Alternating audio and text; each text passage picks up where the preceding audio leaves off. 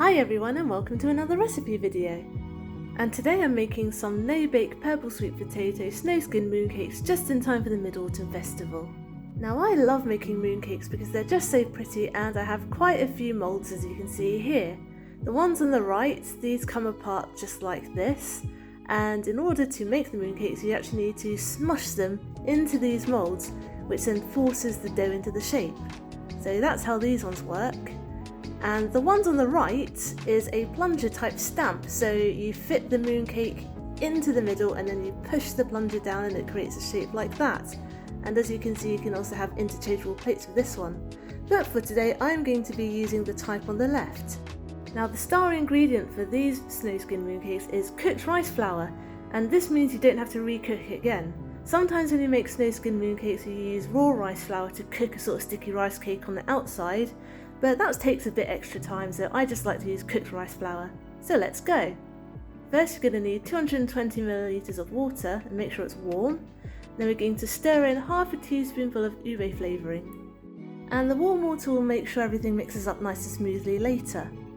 Now we're taking 150 grams of that K-fun flour, which is the cooked rice flour, and adding 150 grams of icing sugar. Now we're going to add 50 grams of vegetable shortening. I use Trex, which you can find in the UK supermarkets, but you can also use Crisco. I think you could possibly use butter in this too, but it would lend a bit of an odd flavour to it and it would make the dough yellow of course, and we want it pure white. So now we're going to use our hands and gently rub the fat into the flour and the icing sugar until it's well combined. And as you can see, I'm making a huge mess with all of that flour dusting up into the atmosphere and into my face. Now that that's done, we're going to stir in our ube water and watch everything change into a lovely shade of purple. I'm just giving it a stir with my trusty wooden spoon here, but once it gets together like this, you can just transfer to your hands and knead it a bit until it forms a smooth dough. And that's pretty much it. You don't have to steam it or you don't have to microwave it. It's cooked, it's ready to eat. I sometimes have a sneaky bite right now because it's actually quite tasty as it is now, but this is our snow skin dough. This is the outside of the mooncakes. So we're just going to set that aside for a second. And here I've got 200 grams of purple sweet potato paste which we're going to put in the middle. I'm going to link my recipe above, which I use for my sweet potato buns, and you can follow that to get plenty for this recipe. So this is just a little bit of that. Now I'm going to set everything up, and next we're going to divide these into balls. Now the annoying thing about my moulds and many moulds is that they all tend to be different sizes. So for my big one, just as a reference as you can see here, I use about 60 grams of purple sweet potato for the middle, and I'm sort of eyeballing it here. Sometimes I use 65, but here I'm using 62 as you could have seen. And I'm just rolling that into a smooth ball now. So that is the big purple mould sorted. But now we have the slightly smaller white mould and the even smaller pink mould to sort of fiddle around with. So for the white one, I make a roughly 30 gram ball. I think this is actually more like 25, but I know in the past I've made 30 grams. We don't want to make them too big, so I'm using 30 25 gram balls for the white one, and then 25 grams or 20 grams for the pink one. And I did it really roughly because we need about 6 small ones and 1 big one at the end. So that is that. A bit rough and ready, but sometimes you have to be with this sort of cooking. And now we're going to do something very similar for the dough. So I'm going to eyeball for the big one first, and I usually make them about 5 to 10 grams bigger than the filling so you have more to wrap around. Now you are going to have some left over, but don't chuck it away just yet. In fact, don't chuck it away at all, you can snack on it, it's really tasty. But before you put it away, you're probably going to want to knead some to patch up holes in a minute, and I'll show you later. Now it's time to assemble our mooncakes. And I'm going to start with my bunny one, which is the big one because it's my favourite, because look at how cute it is. And just in case you're wondering, the writing inside of this one says Zhongqiu Yuebing, which literally means Mid-Autumn Mooncake. Nice and simple.